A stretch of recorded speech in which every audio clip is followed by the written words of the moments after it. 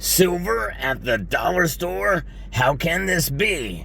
Well, there's only one way that something like this can occur, and it happened. And the answer is in the palm of my hand. Let's explore!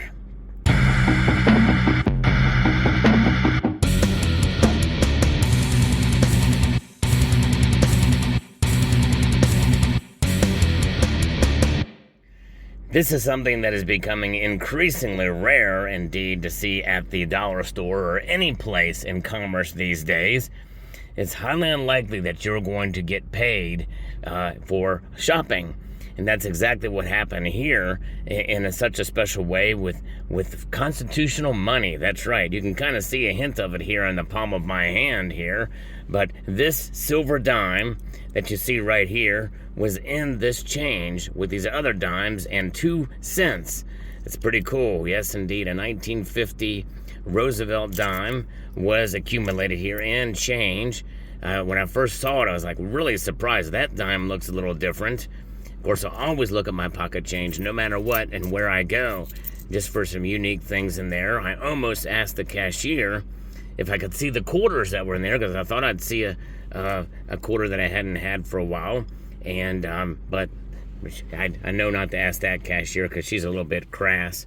But nonetheless, it is what it is, and to be able to get silver and pocket change. Of course, I didn't find out until I walked out of the store, and I am now sitting in my car, and we're looking at this Roosevelt dime from 1950 that it has enough wear on it that you can tell it's been circulating for a while. But you just don't see silver and pocket change nearly as much these days. For every year that passes, more and more people find these things and take them out of circulation. And so I think this is quite a treasure and a very special thing. Now, I bought 3 things there, and this probably ended up paying for about half the cost of those 3 things. And by the way, the dollar store should be called the $1.25 store.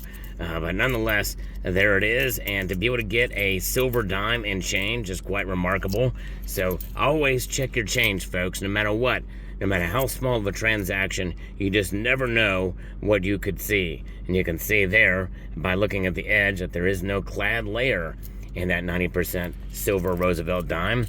So what will I do with this silver dime? I'm going to add it to my stack. And I know it may seem rather small and rather trivial, but to me it's a big deal because you just do not see silver dimes like this very often in public. To be able to get one in your stack in such a way like this during a transaction. It's free money. And part of me was tempted to drive back there and say, hey, can I look through the rest of your change there in the drawer? But I would be met with smirks and scorn. I did not want to threat that because this cashier is very moody, very, very moody cashier. I know not to push any of her buttons. The same cashier, by the way, who does not like to count change, by the way, either. So always says, do you have the change to be able to fit it so I can just give you dollars back? I'm like, no. At one time, I think I saved like 13 cents because she did not want to count out the change. So there's been times where I've been able to take advantage of her moods. In this case, well, it's free silver. Yes, indeed. To add to the stack. This will go in with my other silver coins. Very, very cool. So let me know what your thoughts are. The lesson and the moral of this story is to look for morals in every story. The other lesson and moral to this story is to always check your pocket change and to use cash. I think the more we use cash, the more chances we're going to find little gems like this out there. And by the way, not only do I look for dimes, I also look for pre-82 cents. I'm actually starting to hold those back again. I had quite a few of those, and then I ended up just changing them in. But I'm going to probably start keeping those again, too. None in this pile, but that's okay. We got silver, and silver is the most thing that matters to preserve your wealth. A 1950 silver dime. Very cool. Let me know what your thoughts are in the comment section down below. I hope you found this video informative, insightful, and slightly inspirational. Not fully inspirational, but at least slightly. And I want to encourage you to please rate, share, comment, and subscribe.